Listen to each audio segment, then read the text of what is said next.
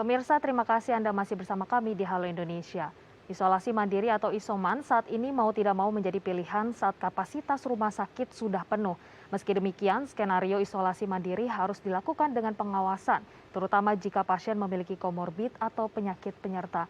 Karena terdapat fakta setidaknya hingga pekan lalu, tercatat 547 pasien COVID-19 meninggal saat menjalani isoman.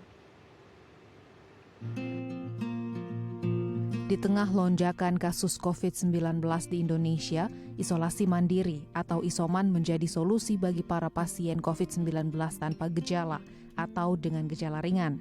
Akan tetapi pengawasan para pasien yang melakukan isoman penting dilakukan untuk mengatasi kondisi pasien yang memburuk hingga risiko kematian. Menurut data yang dikeluarkan oleh Lapor COVID-19 hingga pekan lalu, sudah ada lebih dari 500 pasien yang meninggal dunia saat melakukan isoman. Ratusan korban tersebut berasal dari 12 provinsi dan 62 kabupaten kota yang terlacak. Provinsi Jawa Barat menjadi provinsi yang paling banyak pasien meninggal saat isoman, yakni sebanyak 160 orang, lalu disusul Kabupaten Sleman sebanyak 44 orang. Tingginya angka kematian pada pasien isoman diduga disebabkan oleh beberapa hal, diantaranya sebagian pasien COVID-19 yang melakukan isoman tidak terpantau dan saat kondisi memburuk, mereka terlambat mendapatkan penanganan dari rumah sakit. Ya, dan untuk membahas lebih lanjut apa yang menyebabkan tingginya kasus kematian saat melakukan isoman, kita akan berbincang bersama Dr. Alexander Ginting selaku Ketua Bidang Penanganan Kesehatan Satgas COVID-19. Selamat pagi, Dok. Selamat pagi, salam sehat. Salam sehat. Dokter Alexander, ini kita melihat bahwa lonjakan kasus saat ini mau tidak mau begitu, mendorong banyak akhirnya masyarakat sulit mengakses fasilitas kesehatan, kemudian ruang-ruang isolasi dan ruang perawatan penuh, dan akhirnya harus juga dengan mau tidak mau isolasi mandiri di rumah. Kemudian kita melihat ada kasus terbaru saat ini, angka kematian pasien yang sedang isolasi mandiri di rumah itu juga cukup tinggi gitu. Banyak ditemukan kasusnya. Menurut pengamatan dari Satgas sendiri, apa yang akhirnya mengakibatkan pasien ini akhirnya bisa meninggal? Apakah karena memang pengawasannya atau seperti apa, dokter? Ya, jadi kita sekarang dalam situasi pandemi dan lonjakan kasus yang meningkat signifikan tajam setelah kita menjalani libur panjang dan juga 1 bulan puasa Ramadan. Dan lonjakan kasus ini secara eksponensial meningkat terus sampai di akhir Juni dan kemudian di awal Juli kita lanjut dengan PPKM darurat dan sekarang PPKM level 4. Jadi apa yang kita lihat dari data-data tersebut adalah bahwa kasus positif harian itu meningkat pesat. Dari 20 ribuan naik 30, 40, bahkan sampai 56 ribu itu di tanggal 15 Juli. Dan kemudian juga angka kematian juga cukup tinggi dari mulai 800 terus sampai 1000 bahkan sampai 1200. Dan mereka yang meninggal ini yang dilaporkan ini ada yang di rumah sakit, ada yang di rumah ataupun ada juga yang di tempat fasilitas yankes lainnya ataupun di ICU. Dan semua ini terjadi akibat perburukan setelah terinfeksi. Jadi kalau misalnya ada laporan kasus harian hari ini ditemukan kasus baru 40.000 positif, itu artinya sebagian besar mereka itu isolasi. Ada isolasi di rumah masing-masing, isolasi mandiri, ada juga isolasi yang disiapkan oleh pemerintah, yaitu misalnya di Pasar Rumput, di Nagrak, di Wisma Atlet, ataupun di balai-balai desa, ataupun gedung olahraga yang sudah disiapkan oleh pemerintah kabupaten dan kota. Dan mereka yang positif ini diisolasi, tentu yang terpusat ini karena rumahnya tidak memadai. Bagi yang rumahnya memadai, mungkin dimungkinkan untuk bisa isolasi mandiri dengan catatan jangan terjadi penularan di keluarga. Nah, persoalannya sekarang adalah sebagian besar mereka isolasi mandiri. Ada yang di rumah, ada yang tersentralisasi. Dan tentunya kalau dia isolasi mandiri, maka kasusnya adalah dia sudah terinfeksi. Tetapi perlu juga ada asesmen pengenalan gejala terhadap mereka yang positif. Apakah mereka bergejala ringan atau tidak bergejala. Kalau bergejala ringan, maka masih bisa di rumah, masih bisa di tempat-tempat di luar rumah sakit. Dan tidak bergejala, ini juga bisa di rumah sendiri dan tidak perlu kemana-mana dan selama 2 minggu ada di rumah. Nah, yang menjadi soal adalah bagi mereka yang terjadi perburukan. Untuk terjadi perburukan ini, yang pertama pasien harus mengenali gejalanya.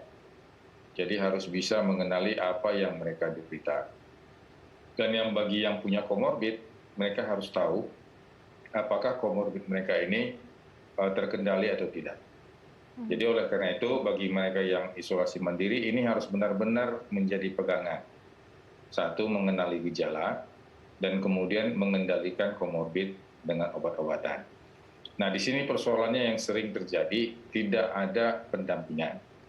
Nah, seharusnya yang diisolasi mandiri itu mendapat pendampingan kalau di tingkat desa dan kelurahan, tentu ini di bawah pengawasan puskesmas.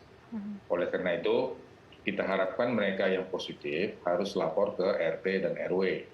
Sehingga RT dan RW itu bisa bergerak untuk melakukan koordinasi, di samping terus melakukan pendampingan, tentu melakukan pelacakan kontak terhadap anggota keluarga yang ada. Jadi kontak-kontak erat ini harus dicari. Jadi satu yang positif, 15 kontak eratnya harus dicari.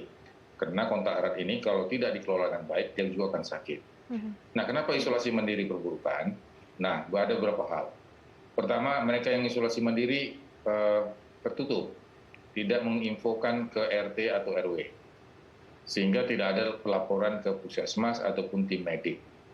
Nah, yang kedua, pemerintah sudah menyiapkan telemedicine, layanan telemedicine dengan paket obat gratis. Ada paket A, ada paket B. Tapi ini juga masih ada keengganan untuk melakukan telemedicine, telekonsultasi melalui aplikasi handphone. Saya nggak tahu kenapa, tapi yang jelas bahwa handphonenya cukup canggih untuk bisa melakukan telemedicine. Tetapi masih terjadi perasaan yang belum yakin kalau berobat itu dengan telemedicine. Sehingga tidak ada pendampingan. Terus yang ketiga, bahwa yang bersangkutan di isolasi mandiri tidak tahu apa gejala-gejala yang membahayakan. Padahal ini sudah sering dikasih tahu bahwa gejala itu yang paling tidak yang ringan, itu harus bisa dikenali. Misalnya dia batuk, sakit kepala, panas dingin, dan kemudian mulai sesak, ini harus bisa diketahui. Dan kemudian juga dia harus bisa mengenal kalau dia diabetes, apa yang menjadi gejala kalau gulanya naik, gulanya tinggi. Kalau dia hipertensi, kalau darah tingginya naik, apa yang terjadi. Demikian juga kalau dia gagal ginjal. Ini yang sering terabaikan, sehingga komunikasi dengan tim pendamping juga tidak terjalin dengan baik. Paling tidak, orang yang diisolasi mandiri itu harus punya termometer. Termometer itu alat untuk mengukur suhu. Kita harus cek suhu kita pagi sore, demam atau tidak. Jangan hanya dirasa-rasa. Karena bisa saja menggigil, tapi temperaturnya 38. Bisa juga menggigil, tapi temperaturnya sudah 37 atau di bawahnya. Nah, kemudian yang kedua, oksimetri. Oksimetri itu ada 2 nomor yang bisa kita lihat di situ. Satu adalah saturasi, satu lagi adalah nadi. Kalau nadinya tinggi, ini juga harus sudah menjadi tanda-tanda kita harus konsultasi. Kalau saturasinya turun terus dari 95, 94, 93, berarti sudah ada pneumonia, sudah ada penurunan asupan oksigen, sehingga sudah hipoksemi. Sehingga inilah yang harus disampaikan ke masyarakat yang isolasi mandiri, jangan puas hanya dengan selembar hasil PCR atau hasil rapid test antigen terus kemudian berdiam di rumah. Tidak cukup. Jadi dengan selembar hasil lab, kemudian ada pendampingan, dan kemudian kita mendapat obat. Kemudian obat itu ada paket A, ada paket B yang disiapkan pemerintah lewat layanan telemedicine. Jadi paket A itu memang yang tidak bergejala dengan vitamin, dan kemudian paket B itu yang dengan ada antibiotik dan ada antivirus. Nah, ini yang harus penekanan ini yang harus penting, sehingga kalau dia sudah bergejala, maka dia sudah mendapat oseltamivir, ada azitromisin, dan kemudian kalau dia bergejalanya lebih khas lagi bisa dapat favipiravir. Tapi kalau dia hanya tidak bergejala, cukup dia memakan vitamin C, kemudian multivitamin yang mengandung C, vitamin B dan zinc dan vitamin lainnya. Jadi oleh karena itu kondisi-kondisi ini yang harus memang dibelajarkan kepada masyarakat supaya mengerti bahwa memang dia benar kasus positif, tapi positifnya apakah bergejala atau tidak. Kalau dia gejala ringan, maka apa yang harus dilakukan? Kalau gejala sedang, dia harus ke rumah sakit. Dan kalau dia gejala ringan juga, dia harus lihat apa komorbidnya. Baik, ini penjelasan yang sungguh detail begitu bagi mungkin pasien yang memang saat ini sedang menjalani isolasi mandiri begitu ya, jangan sampai ada perburukan gejala dan ini harus terus memonitoring kesehatan sebagai catatan juga untuk nantinya mengakses begitu ya obat-obatan vitamin yang sesuai dengan gejala yang timbul. Baik, Dr. Alexander Ginting, terima kasih sudah menjelaskan informasi yang cukup baik kepada kami. Selamat kembali beraktivitas dan sehat selalu, Dok. Ya, selamat pagi. Ya pemirsa, jangan kemana-mana, usai jeda kita akan melanjutkan perbincangan kita, tetap bersama kami di Halo Indonesia.